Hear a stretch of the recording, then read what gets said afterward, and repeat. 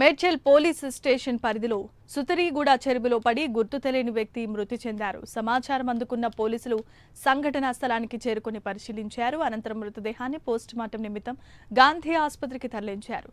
మేడ్చల్ పోలీసులు కేసు నమోదు చేసి దర్యాప్తు చేపట్టారు.